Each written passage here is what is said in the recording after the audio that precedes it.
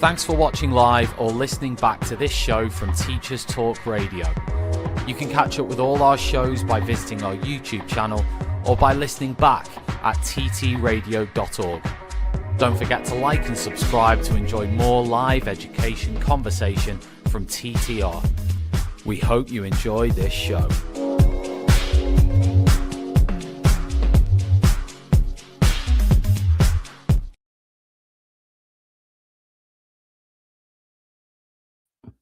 A very good morning to you. Let's try that again. It is Saturday, the 15th of August, 2026. This is Teachers Talk Radio. We are the Saturday Breakfast Show, and I am your host, Darren Lester. How are you doing? How has your week been? Usually I would start by telling you about mine, but we are going to start on a slightly more somber note this morning, as I would like to take a moment to remember former Cambridge professor Jason Arday, who has been reported was found dead in his home yesterday.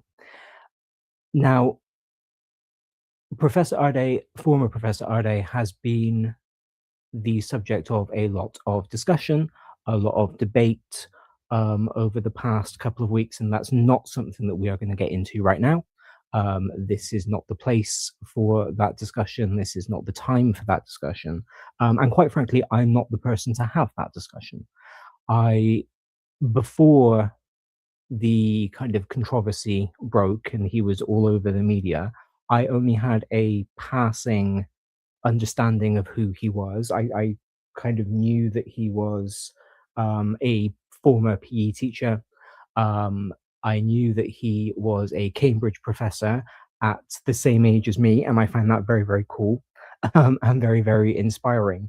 But his work kind of focused on intersectionality, on race and higher education, on neurodiversity, which, are not my fields. So I personally was not very familiar with his work. So I have no interest in getting into the discussion that kind of plagued those last couple of weeks of his life.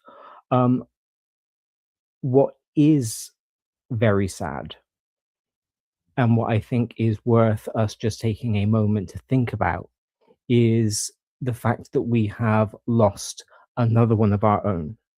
So before he went into academia, before he joined Cambridge and kind of any of the universities, former Professor Arday worked as a PE teacher. I don't know how long he worked as a PE teacher for, but he was a member of the teaching community. And once again,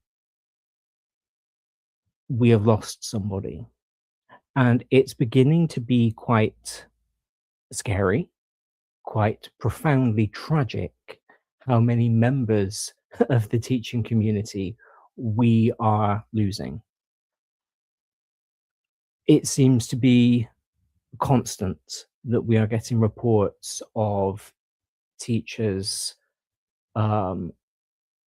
suffering from mental health crises, suffering from physical health crises, suffering from all kinds of events brought on by, well, we don't know, we never know what is going on in somebody else's life, but presumably brought on by the stresses and the strainers of the job, brought on by external pressures that come along with it.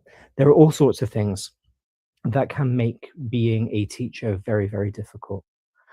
And we do an amazing job in our profession of safeguarding our young people. We still have a little way to go, in my opinion, when it comes to adequately and successfully safeguarding the mental health of our young people, but we have come on leaps and bounds. Certainly, kind of when I reflect on my own time as a learner, my own time at school, we've come on incredibly since then. And even just in the 20 years that I've been in the profession, we've come on leaps and bounds in that time. But we still have some ways to go. But we go out of our way to protect our young people. We go out of our way to safeguard our young people. And, that's great. We should do that. We don't seem to do the same for each other. We don't seem to give our colleagues, our friends at work the same grace necessarily that we might afford to our young people. And, here at Teachers Talk Radio, here specifically on the Saturday Breakfast Show, I do talk a lot about mental health. I think it's very important for us to talk about mental health. I think it's very important for us to talk about and think about our own well-being, so that if we find ourselves reaching a point of crisis, because as reported in the BBC this morning, or an article from yesterday that was updated in the early hours of this morning, Ade's family said in a statement, the campaign of misinformation was too much for Jason, who was a gentleman and who always wanted to see the best in everyone. So clearly there was some failing there in terms of the safeguarding of his mental health. And I think it's a very good opportunity, as sad as it is, if we want to look for silver linings, if we want to look for lessons in tragedy, we need to remember, both for ourselves, to reach out and ask for help as and when we need it, but also to reach out and speak to our friends, even if we don't necessarily think that they need it, even if we think that everything is okay. Because, in case you don't know, former Professor Ade announced his resignation from Cambridge on the Good Law Project. And at the end of his letter, he wrote, I will return stronger, wiser, and with the same determination that has always defined my journey. And we don't know the circumstances of his passing. We don't know what happened. But clearly, when he wrote that letter, he was ready to ride out whatever it was he felt he was experiencing. And if you were his mate and you heard him say that, you might think, okay, great, it's a tough time, but he's doing okay. And now, again, whatever the reason for it, whatever the circumstances of it, he is now not able to do that. Thank you to Teacher Fixel, I hope I've pronounced that correctly, who has said it's a tragic outcome, and it absolutely is. It absolutely is. And, we can't go back and undo this. That's not possible. But what we can do is look out for ourselves and look out for each other, to do in the profession, to do each other the same service that we do for our young people. So I will just quickly remind you that if you are in the UK and you are experiencing feelings of distress, or that you are struggling to cope, then you can speak to the Samaritans completely in confidence on 116123, or by emailing J-O, at samaritans.org, or you can visit the Samaritans website to find details of your nearest branch. If you are based in the United States of America and you or someone you know needs mental health assistance right now, you can either call or text 988, or you can visit 988lifeline.org, and there you can access online chat from the 988 Suicide and Crisis Lifeline. That is a free and confidential crisis hotline that is available to everyone 24 hours a day, 7 days a week. If you are located outside of the UK, Republic of Ireland, or the USA, then you can go to www.befrienders, that's BEFRIENDERS.org, to find a helpline near you. Please remember that if you are struggling, there are going to be people who want to help you, no matter what that struggle is looking like. No matter how you may feel about yourself, there will be people out there who want to help you. And again, remember to check in on your friends. Even if they seem to be absolutely fine with whatever they are going through, check in on them. Even if they're not going through anything, check in on them, because the fact is that we don't always know. So my thoughts go out to former Professor Arday's family today, and I hope that they are able to find the solace and strength that they need to get through what will be a very trying time for them.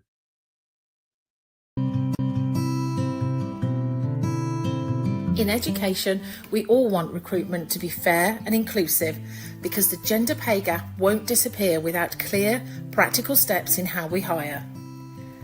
Recent national research shows schools are already taking meaningful action. 40% of leaders now include pay or progression details in adverts. 35% highlight well-being support, and around 1 in 5 are using anonymised shortlisting to reduce bias. Teaching vacancies, the Department for Education's free official job listing service, makes these steps easier, with clear salary fields, flexible working filters, and an application format that supports blind recruitment. It also removes previous salary questions, so candidates are assessed on their skills and experience rather than their past pay. For your next hire or your next role, go online and search Teaching Vacancies Gov UK. This show is brought to you in partnership with Hachette Learning, publishers of professional development books and resources that support great teaching and learning in schools around the world. Level up your professional development today and visit hachetlearning.com to explore the full range of titles. This is Teachers Talk Radio, and this is Teachers Talk Radio News. Schools Week says a new similar schools model to be used by Ofsted from September won't consider a setting's geographical location, leading to concern it won't adequately consider context. Ofsted has said the model will help strengthen how a school's context is taken into account by inspectors, allowing them to examine performance both compared to national benchmarks and to other schools in a similar context. The data will also be available to schools to identify areas for improvement and connect with others. Experts say there are major oversights with the plan, including a lack of consideration of a school's location and the omission of data on pupil ethnicity. Full details on how the proposed model will work can be found online, as well as comment from education leaders. The BBC covers comments from newly appointed Education Secretary Lucy Powell, who says that making sure the student loan system is fair is at the top of her in-tray. She says she stands by comments she made in February when she called interest rates for graduates with Plan 2 loans egregious. She said she was committed to looking at the issue, although acknowledged she can't make any promises about changes. Plan 2 loans were taken out by students in England between September 2012 and July 2023, and they are still issued in Wales. Graduates pay back what they earn above the repayment threshold at a rate of 9%. In November last year, then Chancellor Rachel Reeves said the repayment threshold would be frozen at £29,385 instead of rising with inflation, resulting in earlier repayments for many. More details can be found on the BBC News website. BBC Channel Islands says Guernsey will be providing 2 teachers and a part-time head teacher for Sark's only school from September. It follows the departure of the former head teacher, who was suspended after an investigation in March and later had employment terminated. The Guernsey Education Committee agreed to provide the staff with Sark covering the costs. The school, which caters for pupils aged 3 to 13, is the only one on the island. A spokesperson for the Education Committee in Guernsey said it wanted to ensure pupils across the bailiwick had the best possible education. Finally, The Guardian says that swimming classes have started again in Gaza after 3 years of war. Hundreds of children are learning to float, doggy paddle and take their first strokes in 5 makeshift sea pools built from sandbags and rubble. Amjad Tantesh, who founded Gaza's first swimming academy more than 2 decades ago, has mobilised dozens of volunteers this summer to create the string of pools on the beaches of central Gaza, with tarpaulins providing some shade from the fierce Mediterranean sun. In the morning, they hold free classes for children whose parents were killed in the Israeli attacks. There has been no formal schooling for 3 years, and almost all school buildings have been destroyed. So the swimming classes bring some relief. Full details can be found online. This has been Teachers Talk Radio News with Joe Fox.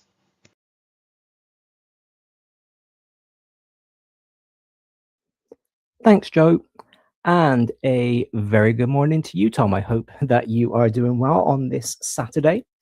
We are going to get straight down to business now and talk about gamification of reading. That is our topic for today. If you have any comments on the topic as we are going through, there are a few ways that you can get in touch and have your say on the show this morning. You can do exactly as Teacher Fixel and Tom have done and leave me a comment down there on the YouTube, in the YouTube comments, if that's where you are watching. If you are watching over on X, then you can similarly leave a comment and it all appears on my screen like magic. It's brilliant. If you are listening live elsewhere, maybe you are over on ttradio.org and you are listening, then you can get in touch with me over on Blue Sky. I am at Mr. D Lester, that's MRDLESTER, all one word. And I can read your message there because, as I always say, the topics that I choose to talk about are ones that I'm always interested in. And so I will always be willing to chat about these things. We're going to start by acknowledging my bias. I love a good game. I am fully in on the gamification of education. I know that this is controversial. I know that there are lots of people who don't like it. I know that there is a lot of research that could suggest that it's not as effective as we might be led to believe. I choose to believe the research that says it is more effective than we believe. But, you know, I love a good game. I've spoken about gamification on my show a few times in the past, and I do think it's a really good motivator. In fact, I was talking to a friend of mine yesterday, sort of off the back of A-level results, about motivation. And, you know, a lot of my planned motivation, the way that I think I'm going to motivate my learners, will come from gamification. And I think it's because, like I said, I like games. I like tabletop role-playing games. I like video games. I'm kind of looking at my console right now. I'm trying to see if I can justify. A little bit of a tangent. I had to actually replace my games console last year, just before the upgrade to this particular system came out, and I'm kind of kicking myself for not waiting. Basically, I wish I hadn't pulled the trigger quite as early as I did, and I have been looking at my bank balance to see if I can justify upgrading my system already, and quite frankly, I can't. But it is something that I enjoy, and I always think, as teachers, if we enjoy the lessons that we are teaching, then hopefully that enthusiasm will be contagious. I mean, as you know, again, if you've talked to me either in person or here on the show for more than 5 minutes, you will know that I'm enthused about language and I'm enthused about culture. And I hope that that comes across in my teaching. But I also think if the pedagogy that we are employing, if the way that we're teaching is something that we are enthused about, then that will also come across. Now, don't get me wrong, I'm not one of those people who believes that it is our job to motivate our learners at all times, because I think that intrinsic motivation, that desire to do well for the sake of doing well, that desire to do well that comes from deep within you, is the most important motivator for learning. But I think that there is a lot to be said for extrinsic motivation. There's a lot to be said for getting kind of swept up in the energy of a class, in the energy of a classroom, of the activities that are going on. And so when you kind of bring things together that you as the teacher enjoy, that the kids enjoy, because kids like playing games, then I think that you have something really special. I also think, with my academic hat on, because I've been doing a fair bit of reading about this over the past couple of weeks, I find it weird that we have this play pedagogy entrenched in foundation stage, key stage 1. And if you have a foundation stage lesson that doesn't incorporate some element of play, or a day that doesn't incorporate some element of play, then you've pretty much failed as a foundation stage teacher. I remember I did a B.Ed, I trained primary before making the transition to secondary. And even though I trained Key Stage 1 and Key Stage 2, we had lessons on teaching foundation stage. And a lot of that was focused on play-based learning. And I find it really odd that when the children get to kind of year 3, we don't worry about play-based learning anymore. We start to use games for, bolt-on motivators. And then that doesn't really change all the way through, even into their university education. And I don't understand why we get rid of this idea of play being good for learning. So that's the other reason that I am an advocate for play-based learning. And I think, Tom has said that he's a fan. I think lots of people are. But I also think that lots of people are afraid to be advocates of gamified learning because there's a little bit of snobbery in our profession when it comes to gamification. I've experienced it when people have walked past my classroom and I'm playing a game, even if it's a really simple one that we know that everybody uses, even if it's something like, a Kahoot, a Blookit, any of the kind of basic, what I would consider to be core teaching tools. I've seen people give me a little bit of a frown. And then it's been the same when my classroom looks like chaos because I've got 30 kids playing a version of Dungeons and Dragons in French. But in that lesson, and I did a whole show on Teach Like a Dungeon Master a couple of years ago, loved that show. It's one of my proudest moments, I think, on TTR, that show, because we really took a deep dive into the pedagogy behind using TTRPGs as learning tools. In those lessons, those kids were speaking much more French than they would have done, even if it were a dedicated speaking lesson where I dished out some roleplay cards, because everything that they were doing was in target language. So there is some kind of snobbery when it comes to gamification. There seems to be a hierarchy of pedagogies, and gamified learning tends to come down at the bottom of that hierarchy. And I don't necessarily think that it needs to.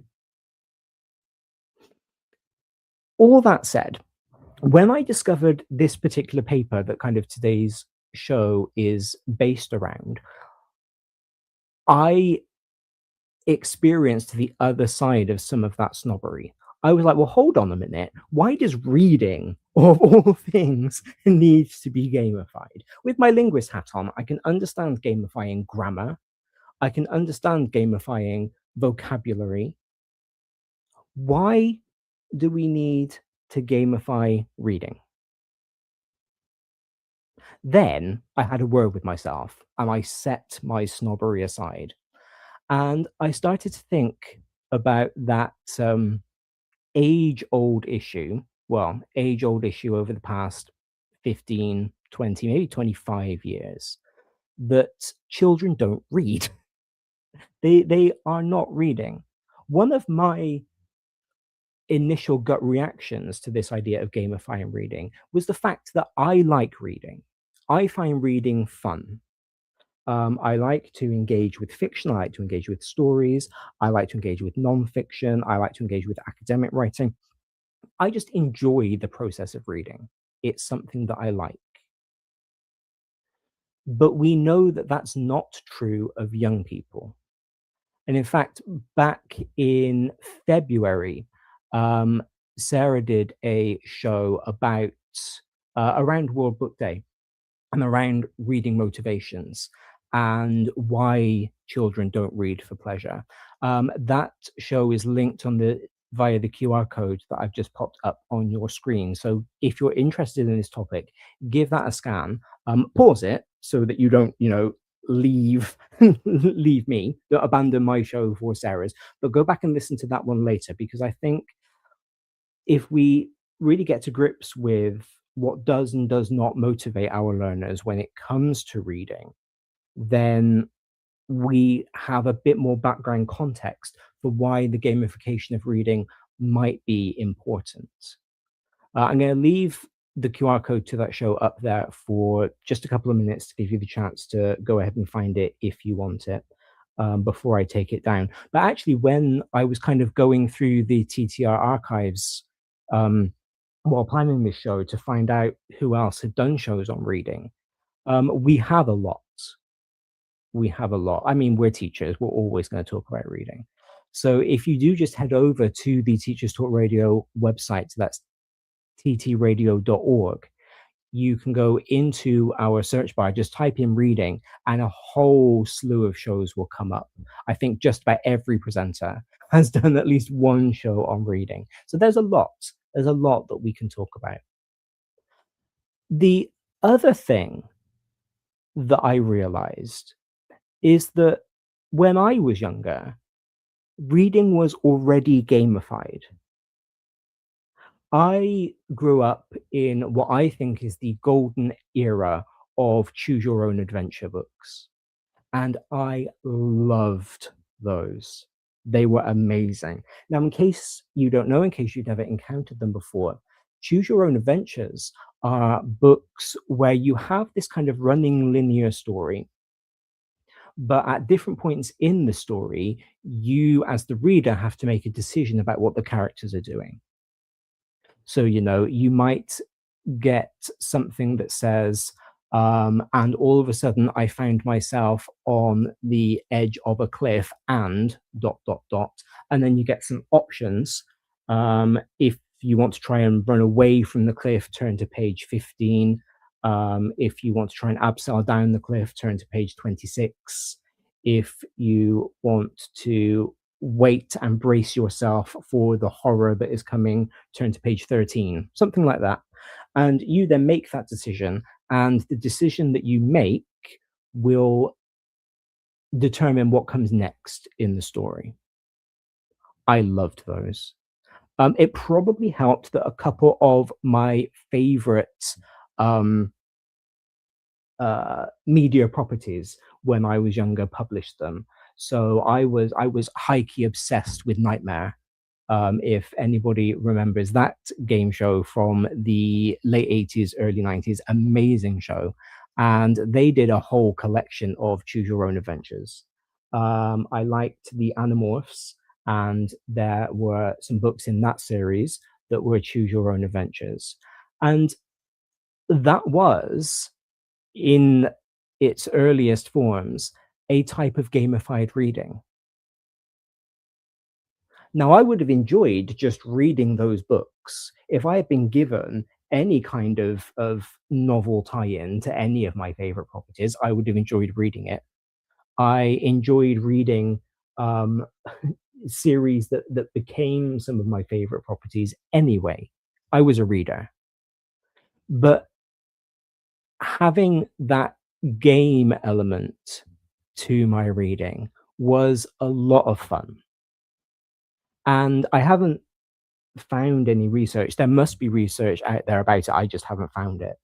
That talks about choose your own adventure stories and that kind of very tangible physical gamification of reading and links to motivation. But I can see things like that being motivating to fans of those properties who might not be avid readers, but feel like they are playing that game, feel like they are in that TV show by being able to make those decisions. I think it's a shame. I actually, I'm going to go off on a bit of a tangent now. I actually think it's a shame that, especially given the technology we have now, choose your own adventure as a genre has kind of died a death. It made a quasi resurgence with Netflix a few years ago. You might remember Netflix had this habit of putting out choose your own adventure style TV shows. Interestingly, all of those have gone now.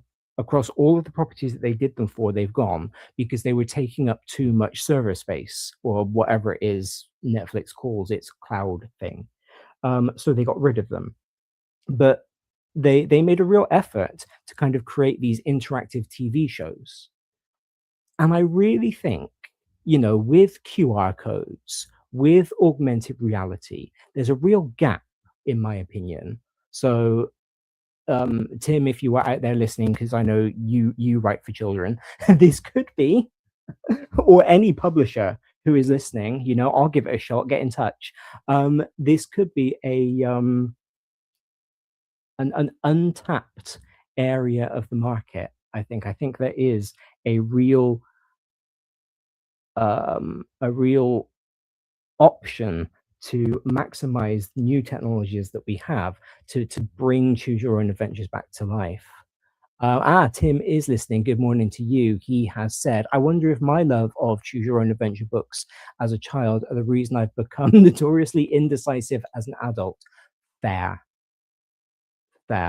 Because there was nothing more frustrating than making the wrong choice in those books, kind of dying or whatever the negative outcome might be, and then having to go back and start again, or go back to your respawn point or whatever it might have been. So it could well be, yeah, there might need to be some research on that before we bring up a new generation of undecisive adults. But gamification has been a thing in reading, at least then for as long as I've been a reader. So this isn't new. And I love the fact that, kind of reflecting on my own experience, reflecting on the books that I loved as a child, has helped me to put that snobbery gut instinct that I had aside and go, actually, why not gamify reading? I know that not all children enjoy reading as much as I do. Some find it physically difficult. Some do just find it boring. And I can't let my own love of reading cloud me to that. I can't let the fact that I like books make me ignorant to the fact that lots of children don't. And one of the things that is my job as a teacher, even though I might not be teaching primary at the moment, one of my jobs as a teacher to my GCSE, to my A-level learners, is to keep them reading. Because there's a lot of knowledge that still comes from reading. When we go to university, we go to lectures. The word lecture comes from the French noun lecture, which means reading. When we look up stuff on the internet to write our essays, to plan our TTR shows, whatever it might be, we are reading that information. Even if you are going onto an LLM and typing into it, please tell me all about the causes of World War II, and then getting the LLM to read what it produces out to you, you're still reading, technically. I know that, do audiobooks count as reading is a bit of a contentious issue, but if we're saying that they do, then that is reading. It continues to be everywhere. It continues to be one of the biggest barriers to education. If you cannot read, then you cannot access the exam papers that you are expected to sit. You cannot access the homework that your teacher has given you to do without them standing over your shoulder and telling you what to do. And so we need to find ways to make reluctant readers, to make readers who find reading difficult, and those who, quite frankly, are just a little bit lazy and just don't want to read. We need to find ways to make it interesting to them. We need to find ways to make it easier for them. And perhaps gamification is the way to do it.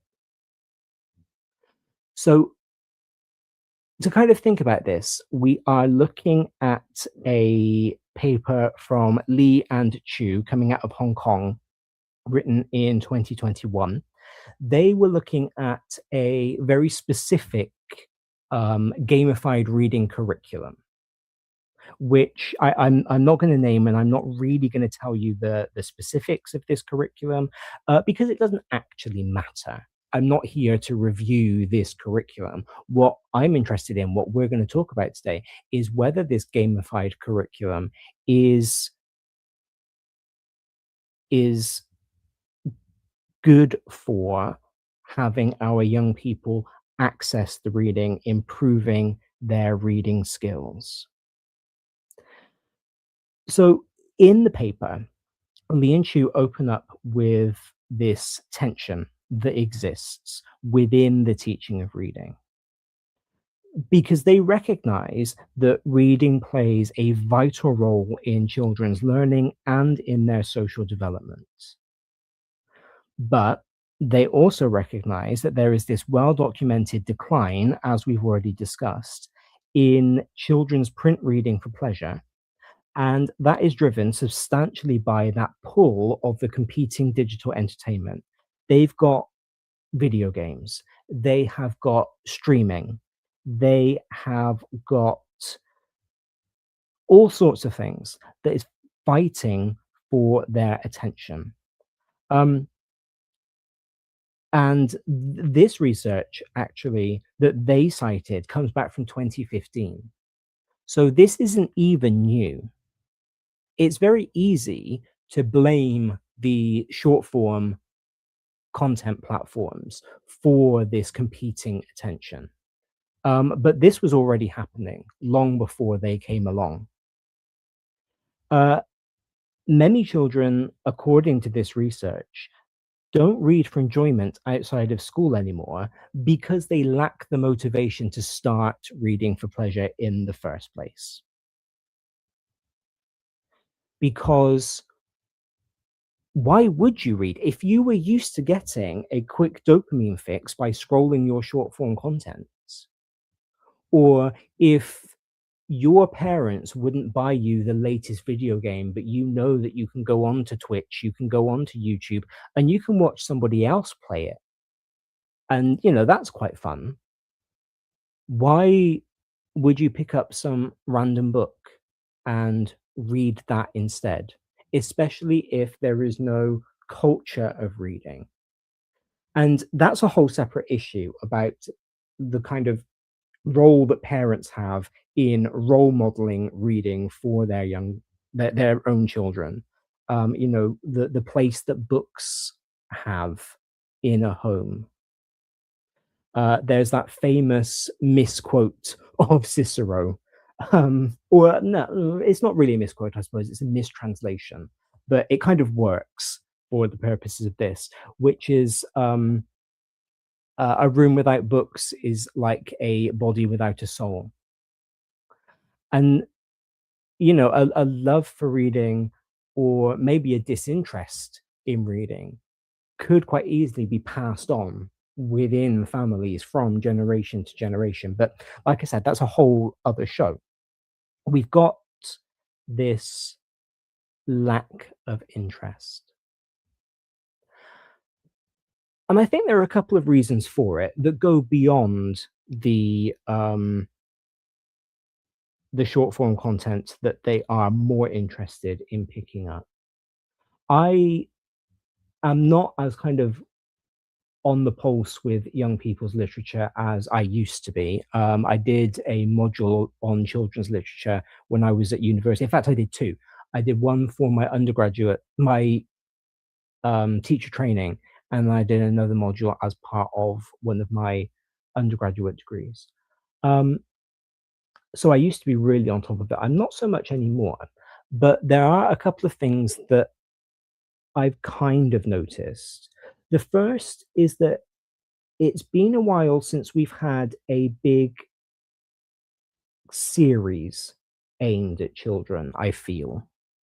When I was younger, there were book series competing for my pocket money. You know, I had to choose whether I was going to buy a Secret Seven book, or a Worst Witch book, or a Spider-Man book, or an X-Men book, or a. There was all sorts of things that were competing for my attention in book form.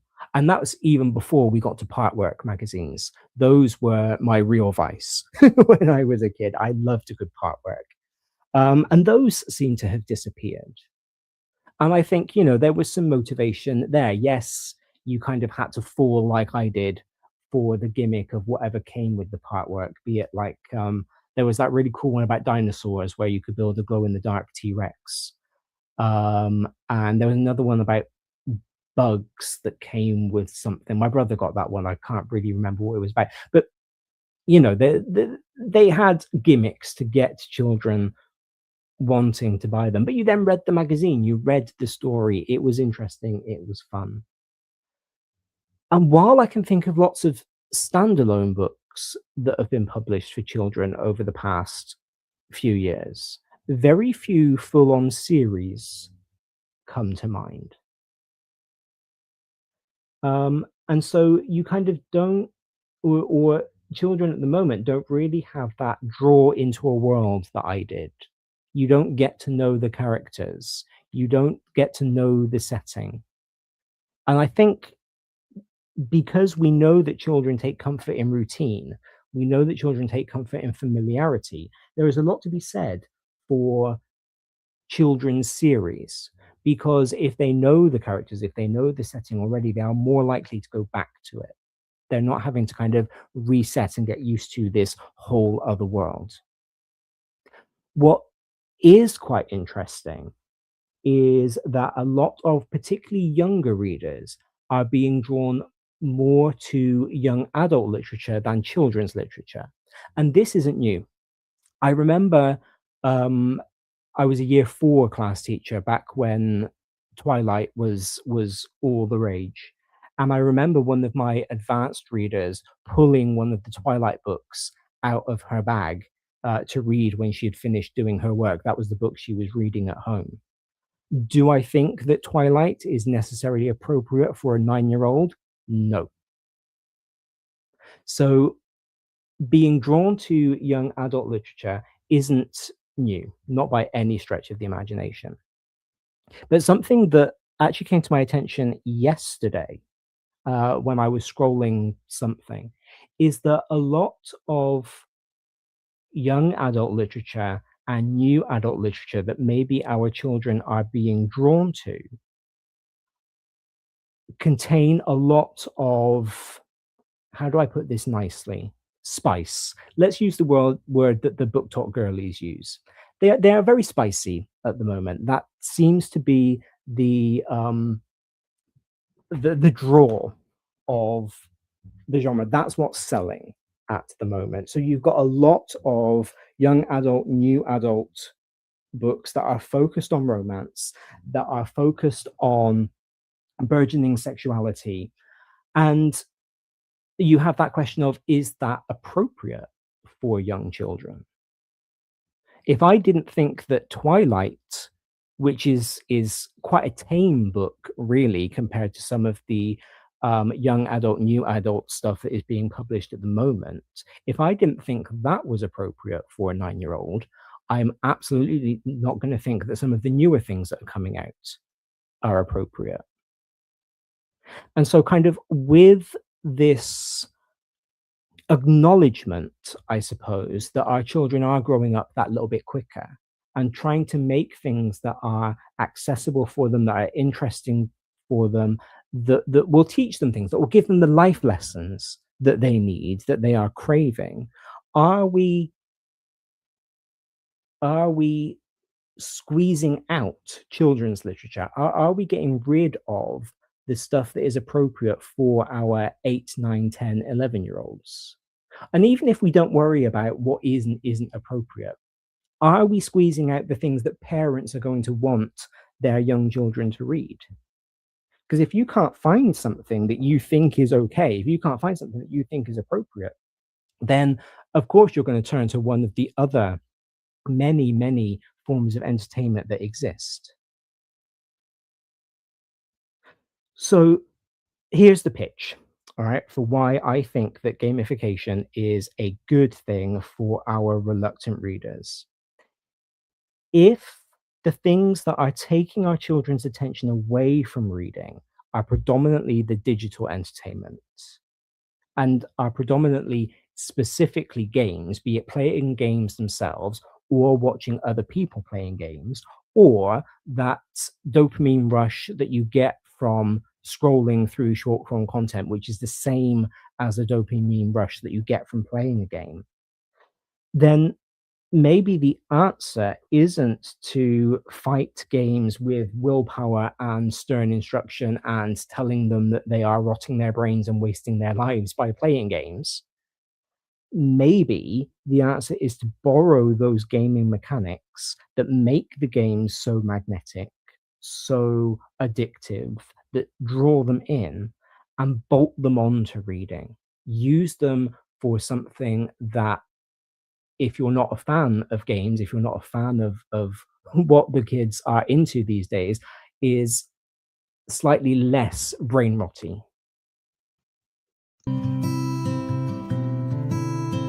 In education, we all want recruitment to be fair and inclusive because the gender pay gap won't disappear without clear, practical steps in how we hire.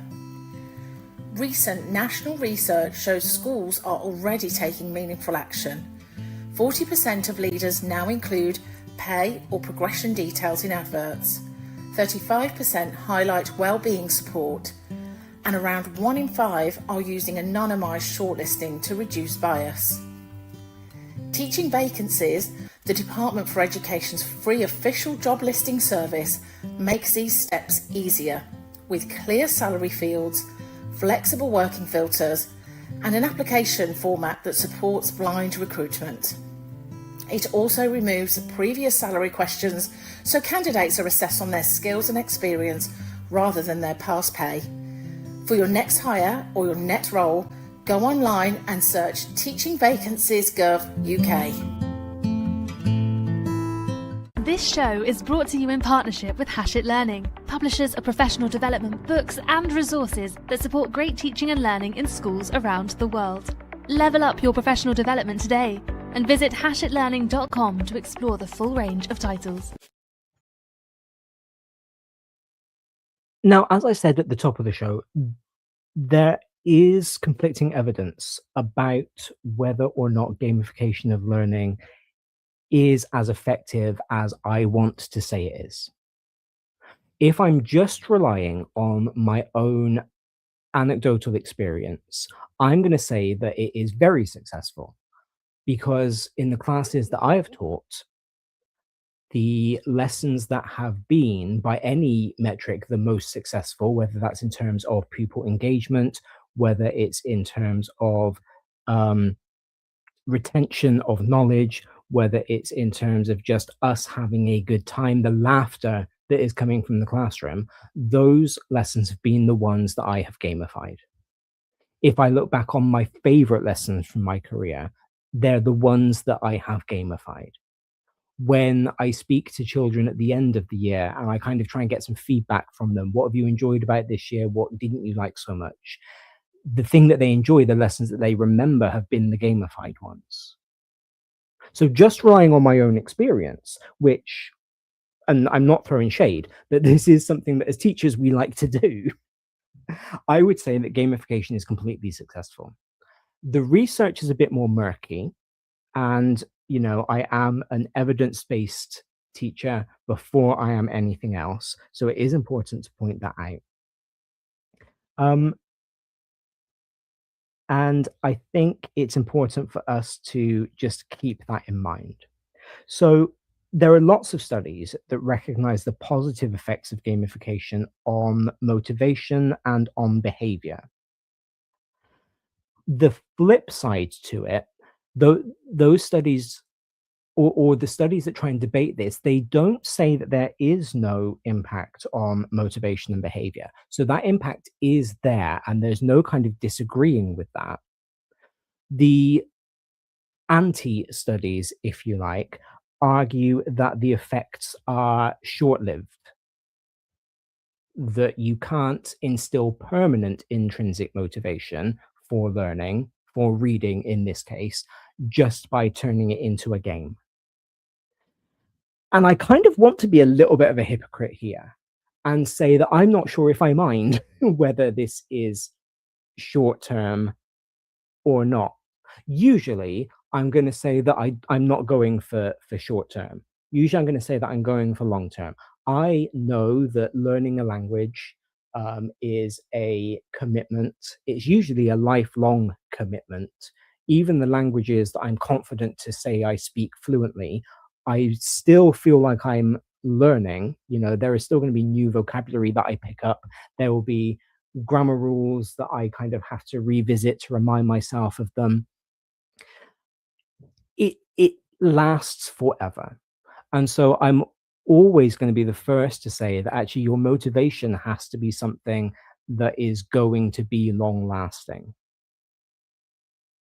But as a teacher, I also recognize that my children are not with me forever. They're with me for a year, maybe 2 years, maybe 4 years. So if I'm kind of focused on my day-to-day teaching, if I'm focused on what is happening while I'm standing at my whiteboard,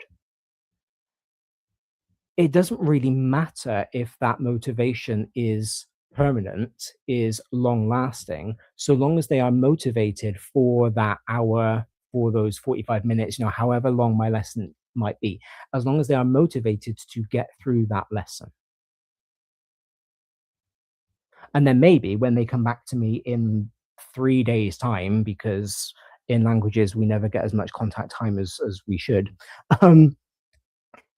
I can have some short-term motivation again by doing a different form of gamification.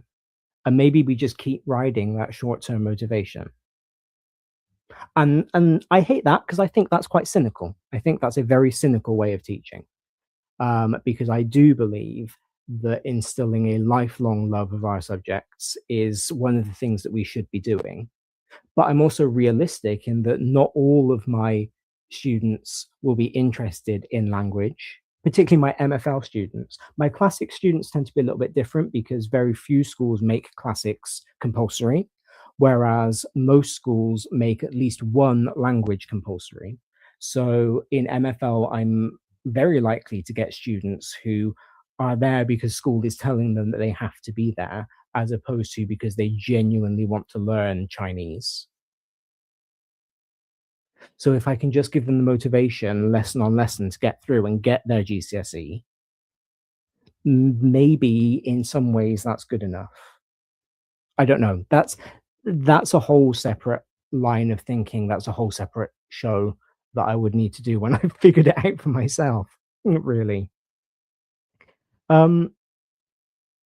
The real downside to gamification is that there are scholars such as Hannes and Fox who argue that the external stimuli of gamification, so ranking and awards and badges, might actually harm students' intrinsic learning motivation rather than help it. The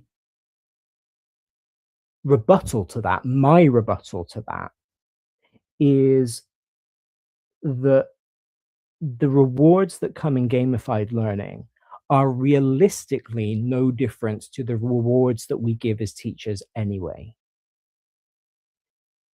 They get points for answering a question correctly in the gamified quiz that you are doing.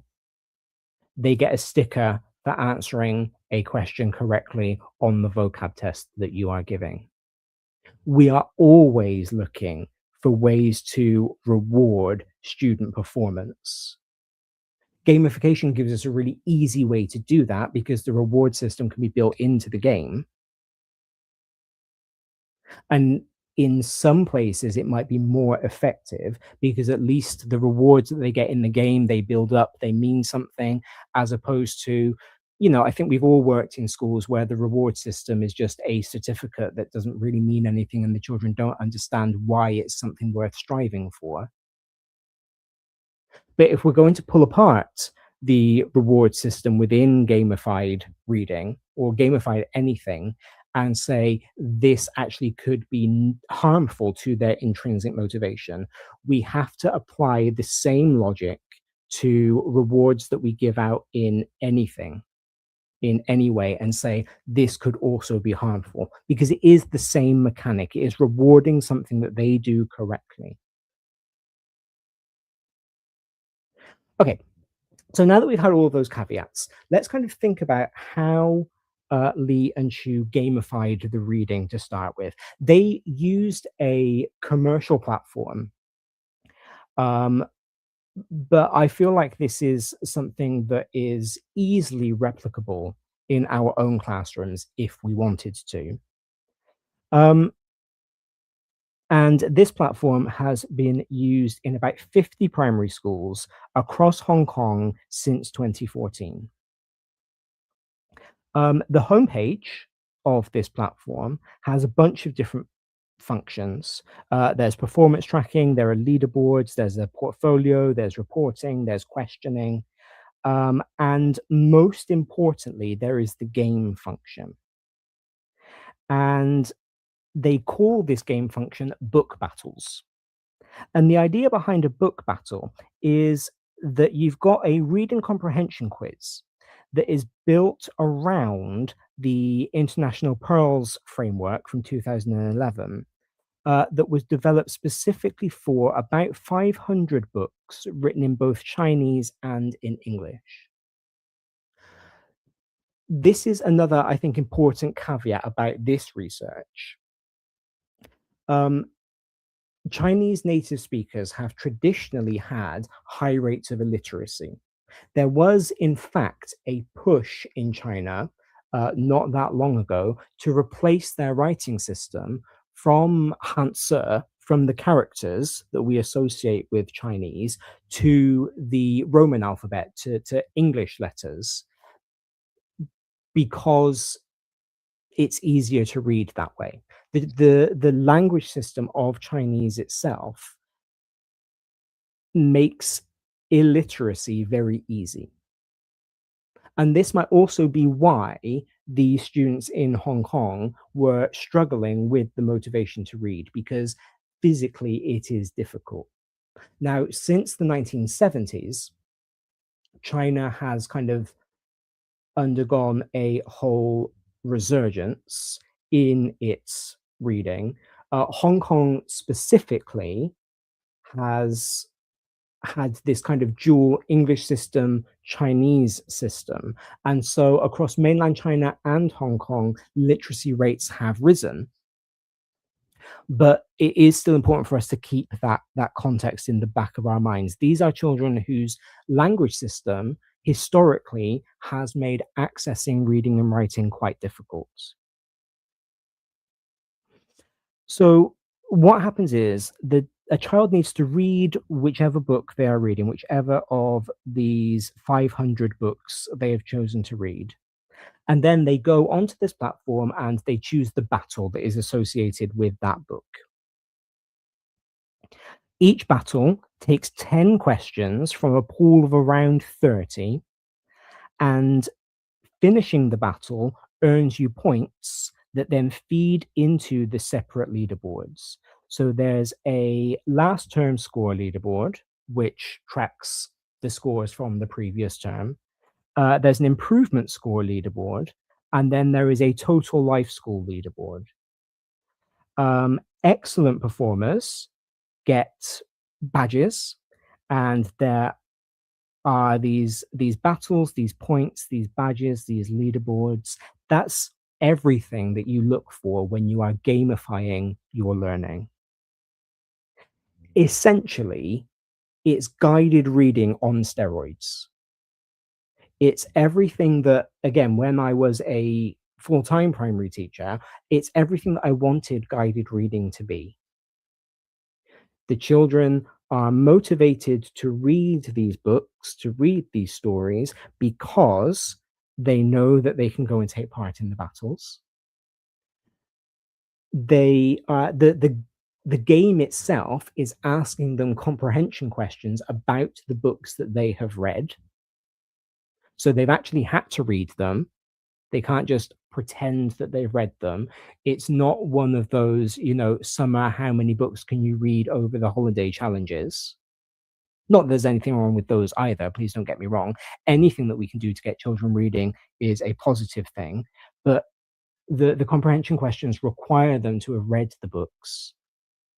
And this is a mistake that I have made in the past when gamifying learning, they actually retain their scores. Their scores stay with them and they mean something. Because it's very easy when we gamify learning now, you pop a quiz up on the board and the winner wins. Maybe they get a bar of chocolate or something, depends on how generous you might be feeling on any given day. And then the whole thing resets in the next lesson. What I really like about this one is that they keep their scores. The points accumulate, and they can gather them, they can hoard them, I suppose. They can look back at how they did last term, because it's there in the data, and compare it to how they're doing this term and set themselves a goal to beat. They can look at their total life score for as long as they've been doing this game, for as long as they've been on this platform. They can see how many points they've accumulated. It's something that can stay with them. What was interesting about this specific platform is that it only provides 60 of the 500 books. For everything else, students need to physically go out to the library, to the bookshop, to get hold of the corresponding print book before they can take part in the battle. And when I first read about that, I didn't like it, because I feel like if, as teachers, we are asking children to do something, we should provide them with the means to do it. But then I realized that getting them to go to the library is part of the whole point.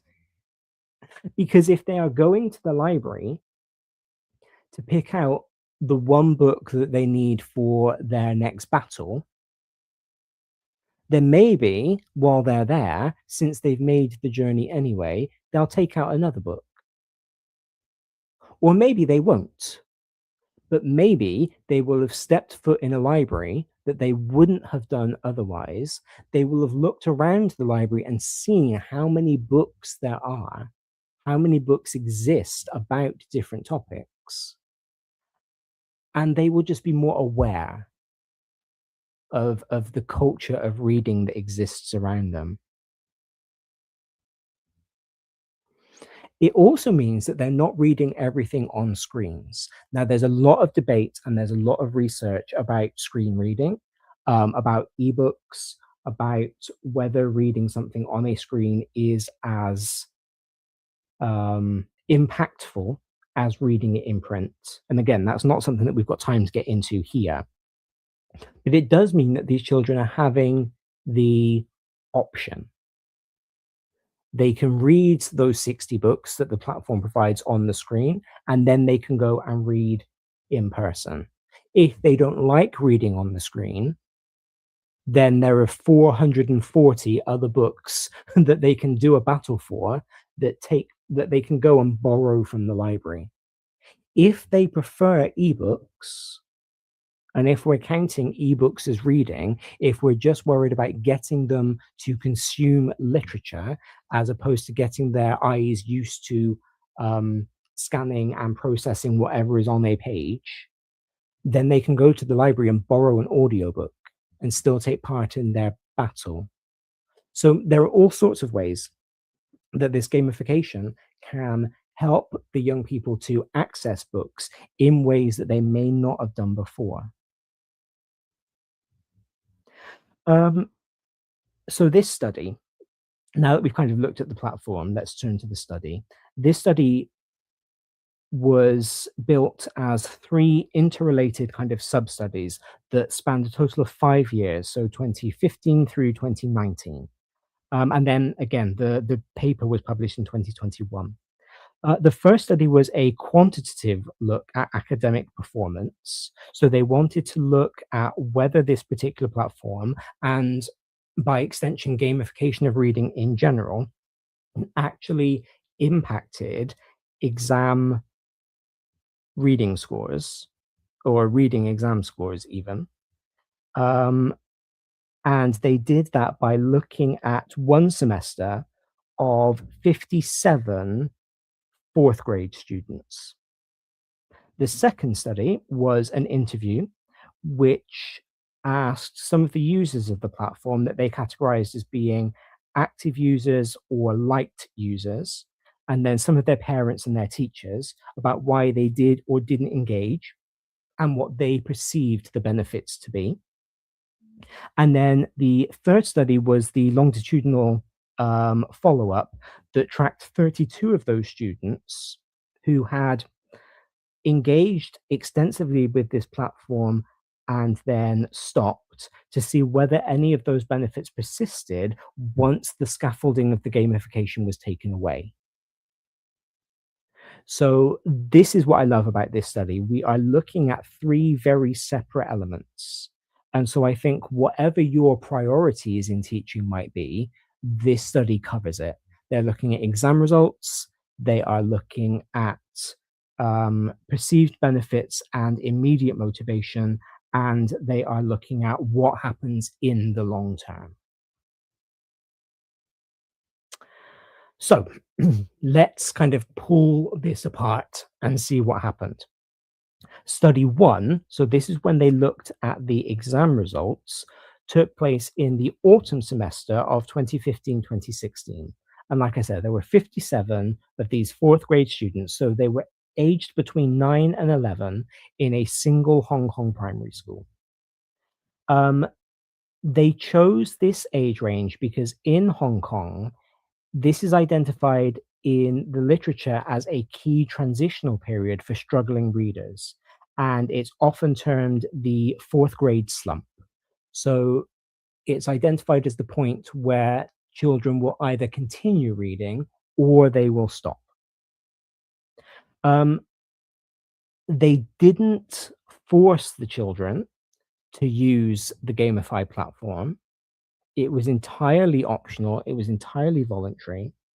And according to the researchers, this gives it a sense of real world validity because it was a case of, did the children wish to engage? And then if they engaged, did that impact the exam scores? So after this one semester, they were split into 2 groups based on how many book battles they had completed. There was this group of light users, and there were 29 students in there, and that meant that they had done 5 or fewer. And then the active user group, the other 28, had completed more than 5, but their average, in fact, was over 20. What is important to flag about how the students were split is that the students who were active users were already identified as being higher attaining than the light users. So we have got the question of, do higher attaining children feel more inclined to read anyway? And if so, are they then more likely to take advantage of a gamified platform that helps them to read? Or that gives them an excuse to read, I suppose. Both groups were starting at different levels, and the researchers focused on the change in scores from before to after the semester to give a fair comparison. So they weren't actually comparing the reading levels of the children, they were looking at the marginal gains. In the English reading score, there was a statistically significant difference between the two groups, with the active users improving considerably more than the light users over the semester. So when it came to reading books in English, those who used the gamified platform more heavily made more gains in their exams than those who didn't. The gains were also made in Chinese, with the children who engaged in the platform making bigger gains than those who didn't. But interestingly, in Chinese, the gains were not statistically significant. And you know, as a linguist, that tickles my brain. I love that, and I want to read more about it. But that, again, that's not for right now. What is important for me as a teacher in England who, despite teaching modern languages, does so through the medium of English, is that the gamification has or demonstrates gains in English reading. It's important to note, I think, that this is correlational. It's not a randomized control trial. The active users weren't randomly assigned to play the game more often. They chose to. So they already, or they had some motivation to engage more. We'll see when we look at the interviews whether that motivation was intrinsic or whether it came from the gamification. It is quite interesting to note that it was roughly a 50-50 split in terms of those who used it a little bit and those who used it often.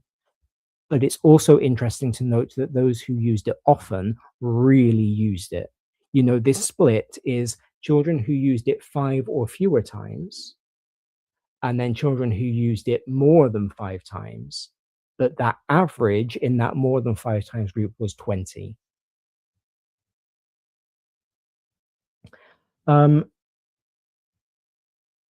So we can't, with full confidence, say that the gamification caused the improvement in these exam results. We can never say anything with full confidence in educational research. We can only explain what the data show.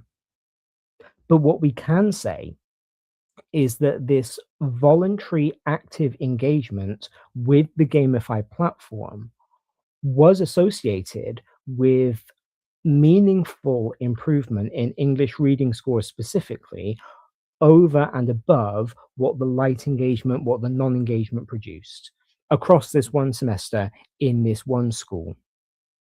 But the exams that they took, again, were completely independent of the platform. They weren't produced by the makers of this gamified platform. They were the Hong Kong equivalent of the SATs, if you like. They were standardized state testing.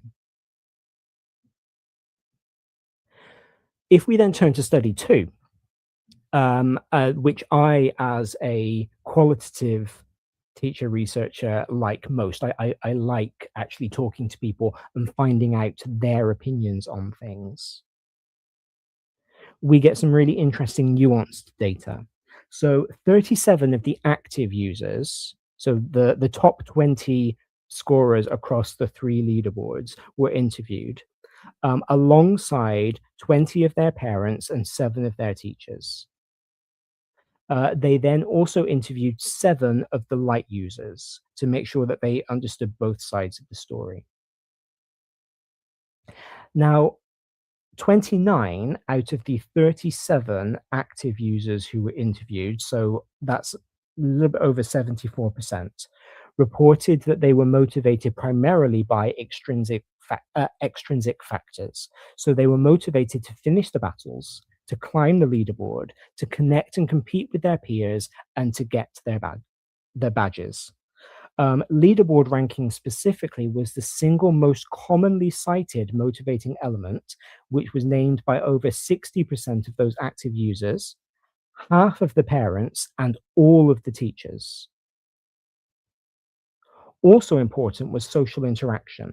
Over 40% of the students said that they liked to compete with their classmates and their friends specifically, and a further chunk cited other social reasons like earning praise from their parents or sharing books with friends.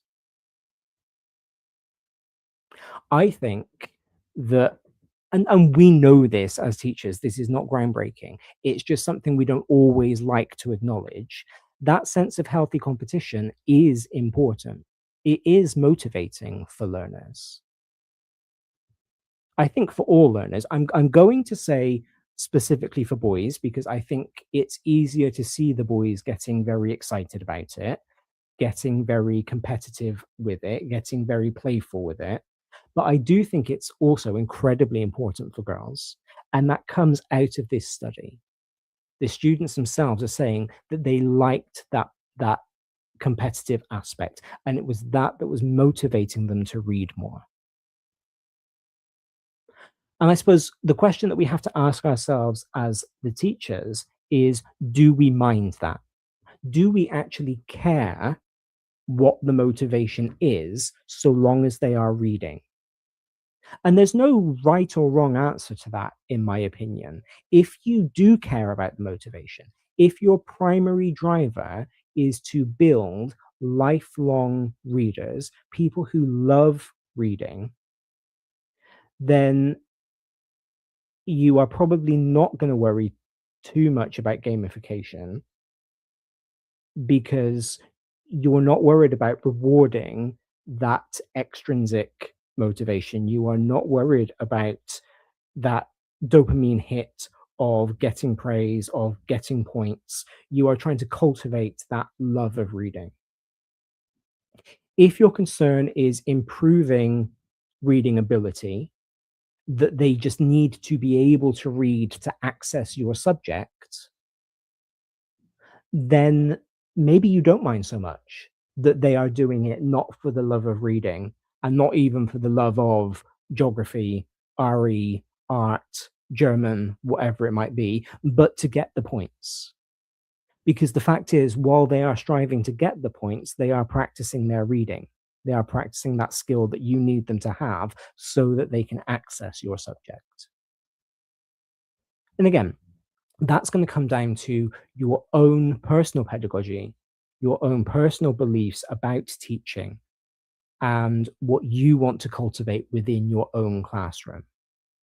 And that, I think, is something that we often forget as teachers, because we're always looking for the pedagogy that is going to work, in inverted commas. We're always looking for that magic bullet that is going to make all of our learners learn the information so they can all get grade 9s and A stars. But that's not a thing. There is not one single pedagogy that is going to work for every child. And there is not one single pedagogy that is going to work for every teacher. And it is our job as teachers to understand pedagogy so that we can find the ones that work for us, that gel with our personalities, with our presentation, with our performance of our teacher identity, and use those.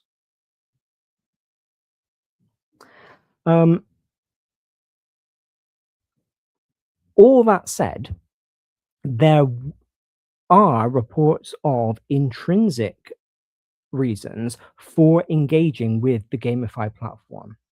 18 of the young people, so that's almost 49%, describe a sense of achievement that drives their deep engagement. And the researchers link this to good old self-efficacy.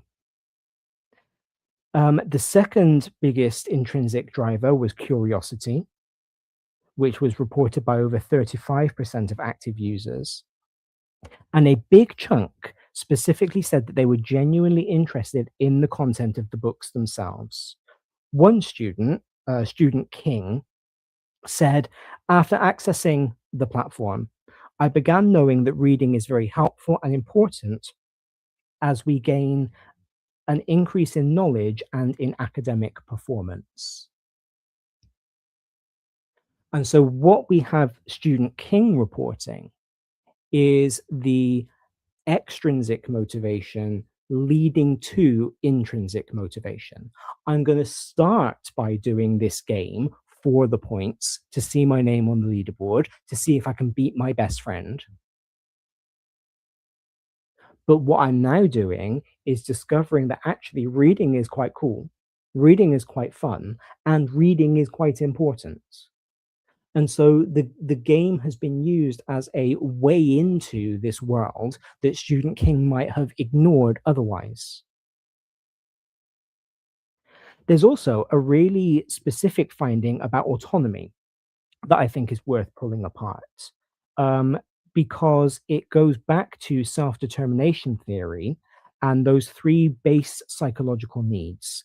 So we've talked about this on the show before, but in case you're not familiar with it, it's Decky and Ryan from 2012 say that our three base psychological needs are autonomy, competence, and relatedness. So there's a sense of being able to do something for yourself. There is the sense of being good at what you are doing. And then there is the sense that what you are doing is helping you to engage with, to connect with other people. And those three things work together to help you become self-determined, to help you figure out whether or not you are going to be good at this thing that you are looking at. In this case, reading. Several of the active users in this report specifically valued the freedom that the Gamified platform gave them. They could choose which books they were going to read. They could choose which battles they were going to do. And probably more importantly, which battles they weren't going to do. Because maybe they picked a book and they didn't like it, or they didn't understand it. And so they didn't do the battle in it. They didn't fail. Because they could either DNF, they could stop reading the book when they realized that they weren't going to enjoy it. They could put it back and get another one. Or they just didn't answer the questions about that book. It kind of, the autonomy set them up to succeed. And I know that there is a lot of discussion about how our children need to learn to fail. They need to be okay at dealing with failure.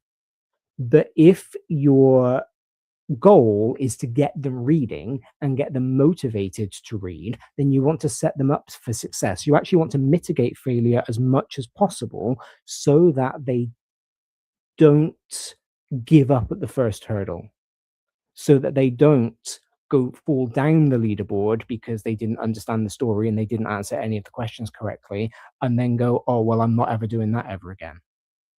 You actually want to game the system, forgive the awful pun, to get them to succeed. One parent, referred to as Alan, drew a direct contrast with compulsory school reading. And even before I got to this section in the paper, I was already drawing a contrast with how I used to treat guided reading when I was teaching primary. Parent Alan said, when it comes to compulsory reading in classes, my son is more reluctant to read and doesn't concentrate on it. A child named Tom described something like a feeling of control over the whole activity. I can answer most questions of one battle correctly if I read a book carefully. On the other hand, I would make lots of mistakes if I read a book distractingly. When I used to do guided reading, and in fact, even in my current practice, when I get kids reading in French, in Chinese, in Latin, whatever, it's always texts that I choose. And I choose my texts very carefully. I choose them to make sure that they are, I think, interesting, that they are the right language level. If I'm doing comprehension activities, I try and make sure that the text is comprehensible. I try and make sure that it is, exam style for my exam classes so that they get that extra practice. But they're chosen by me. There's no sense of autonomy in there. They don't get to go off and read a comic book if that's what they want to read, even though actually reading a comic in French might be much easier than reading the dense paragraph that I've just given them to read. One of the things that I've started doing with my A-level classes, because across all of my languages that I teach, we have to study a novel for A-level, or one or two, depending on the specification. I've just started letting them choose which one they are going to read. I'm in a privileged position that I can do that because I teach online, so all of my lessons are pretty much one-to-one. It just means that I need to have the subject knowledge of all of the novels so that so that I can teach any of them that come up. But giving my students that sense of autonomy and what they want to read is beneficial because they have chosen it. And that gives them that intrinsic motivation to go out and do the reading, improve those skills. What Tom said is really important because it names something that self-determination theory directly predicts. When effort reliably and transparently produces results, so when the young person can feel concretely that trying harder works, you've got this textbook description of that psychological need for competence being met. So gamification, when it's done well, seems to be making an otherwise invisible process, the comprehension, the true comprehension of reading a book, very visible and very legible to a 9-year-old in a way that ordinary reading, ordinary guided reading, rarely manages to do on its own. But what about the children that it didn't work for? Because they are just as important. And because we can learn a lot from them about how we might want to change our own classroom practice to make it work for as many children as possible. Light users gave 3 main reasons for their low participation. Limited time and energy. They perceived that they didn't have time to read, that they didn't have the energy to go and read. Often because of competing activities like extra tutoring, which makes sense if it tends to be the academically lower attaining children who are not engaging as much. They probably do have a bit more tutoring outside of school because that's very normal in a Chinese Hong Kong school context. A lack of interest in the game. They just didn't care about the game platform, which is valid. And for two students specifically, it was just that they didn't like reading and that there was nothing that this game could do to get them to like it. And that might seem like it defeats the whole purpose because it's like, Darren, isn't the point of gamification to get everybody on board, to get people to like reading? The answer to that is yes, it is. But I would say that 2 children out of the 37 plus 7 children who took part in these interviews, that's not bad. Because as much as we might hate to admit it, you are never going to get every single child on board. If we could, then we would all be polymaths. We would all be great at everything, because all of our teachers, when we were young, would have gotten us on board with everything. But that's not how life works. That's not how people work. And I'm going to go ahead and say that 2 is not a bad number to have not been able to change their minds. One student, Student Brown, said that he found reading boring and he preferred spending his free time on his phone. So the gamification of reading didn't draw him away from his phone. It's not going to solve that particular social problem. For a child who genuinely dislikes the act of reading, wrapping it up in points and in leaderboards apparently isn't enough on its own to flip that underlying attitude. And I don't think any of us is naive enough to believe that it was going to. I think where this works specifically, where gamification is particularly good, are for those middle band children, the ones who could quite easily go either way. The ones who, if you give them the motivation, they will come to love it. They will come to enjoy it, or at the very least, they will come to understand why they need to do it. And if you don't, and let's be honest, it tends to be the middle band children who are the ones that get the least amount of attention in class, because they're not the ones who need stretching and they're not the ones who need supporting. They are just there nicely floating along. But if we ignore them and we don't give them that motivation, then they might flip and they might come to dislike reading or French or art or whatever it is that we are gamifying today. And so I think that that is solid justification for the gamification of reading. Yes, it's not going to take our most reluctant readers and turn them into avid bibliophiles. It's not going to get all of our kids away from their smartphones and get their noses into books. What it is going to do is push those ones who are already inclined to read more. And if you read widely, your knowledge and your skills improve. And it's going to support those ones who are maybe a little bit more reluctant or not sure how. And it's going to help them. It's going to give them the motivation to engage, to get the reading done.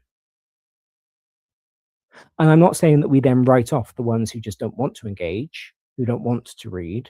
We keep looking for strategies for them. But it would be a fallacy to suggest that just because a strategy doesn't work for everybody, that it shouldn't work for anybody. And that's why I think we should gamify, because it clearly works for, well, at least based on this study, it clearly works for the vast majority. Thank you for listening. I hope that you have found today's show as interesting as I did when I was researching it, as always. Let me know what you think about gamification. Let me know specifically what you think about gamification in terms of reading, because I understand this can be quite contentious, and I am interested to know what your points of view are. We will be back next Saturday morning to have breakfast together, so I am excited for that one, and I look forward to seeing you then. Until then, have yourselves a great week. Enjoy whatever it is that you are doing in this last full week off for some, penultimate full week of the holidays for others. But yeah, have a great time, and I will see you next Saturday. Thank you very much, and goodbye. You've been listening to Teachers Talk Radio. Tune in live and listen back at ttradio.org. We look forward to hearing from you next time on Teachers Talk Radio.